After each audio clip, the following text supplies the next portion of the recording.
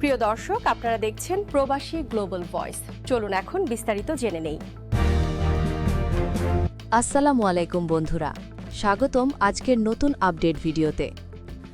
আজ আমরা কথা বলবো 2026 সালের মালয়েশিয়া কর্মী প্রেরণ প্রক্রিয়া, কলিং ভিসার বর্তমান অবস্থা এবং কবে মেডিকেল শুরু হতে পারে সেই গুরুত্বপূর্ণ আপডেট নিয়ে। বাংলাদেশের সাম্প্রতিক রাজনৈতিক পরিবর্তনের পর প্রবাসী কর্মসংস্থান নিয়ে নতুন আশা তৈরি হয়েছে। বিশেষ করে তারেক রহমানকে ঘিরে রাজনৈতিক আলোচনার পাশাপাশি শ্রম বাজার নিয়েও অনেক প্রশ্ন উঠছে। মালয়েশিয়ায় কর্মী পাঠানো কি দ্রুত শুরু হবে? এখন আসি মূল আপডেটে। বর্তমানে মালয়েশিয়া সরকার শ্রম বাজারের নীতিমালা নতুন করে সাজাচ্ছে। অতীতে সিন্ডিকেট, অতিরিক্ত খরচ ও অনিয়মের অভিযোগ থাকায় এবার নিয়োগ প্রক্রিয়াকে আরও স্বচ্ছ ও ডিজিটাল করার পরিকল্পনা চলছে।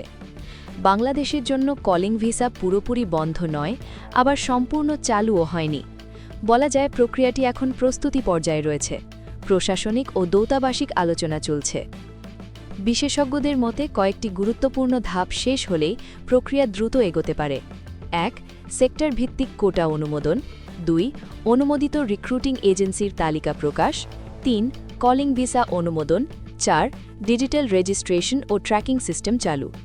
এই ৪টি ধাপ সম্পন্ন না হলে মেডিকেল শুরু হওয়া বাস্তবসম্মত নয়।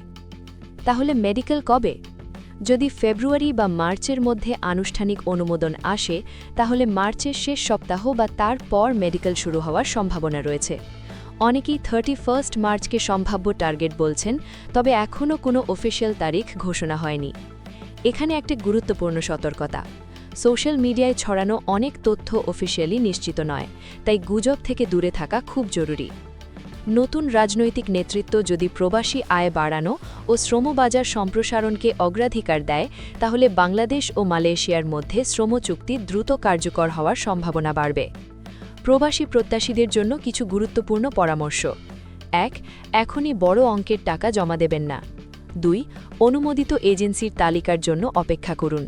৩. পাসপোর্ট ও পুলিশ ক্লিয়ারেন্স প্রস্তুত রাখুন। ৪. অফিসিয়াল ঘোষণা ছাড়া নির্দিষ্ট তারিখ বিশ্বাস করবেন না।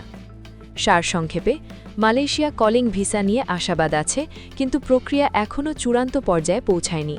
প্রশাসনিক সমন্বয় দ্রুত হলে 2026 সালের মাঝামাঝি কর্মী প্রেরণ শুরু হওয়ার পথ তৈরি হতে পারে। মালয়েশিয়া সরকার ইতিমধ্যে বিদেশি কর্মী নিয়োগের নৈতিক সিদ্ধান্ত নিয়েছে এবং এজেন্সি ভিত্তিক আবেদন প্রক্রিয়া চলছে। বাংলাদেশের অনেক এজেন্সি ডকুমেন্ট জমা দিয়েছে, যাচাই প্রক্রিয়া চলছে। অনুমোদিত এজেন্সির তালিকা প্রকাশ হলেই পরিস্থিতি পরিষ্কার হবে। এই মুহূর্তে সবচেয়ে গুরুত্বপূর্ণ কাজ ধৈর্য রাখা, অফিসিয়াল তথ্য অনুসরণ করা এবং দালাল থেকে দূরে থাকা। শেষে প্রশ্ন একটাই, চূড়ান্ত ঘোষণা কবে? এই উত্তর সময়ই দেবে। আমরা আপডেট নজরে রাখছি, নতুন তথ্য এলেই আপনাদের জানাবো।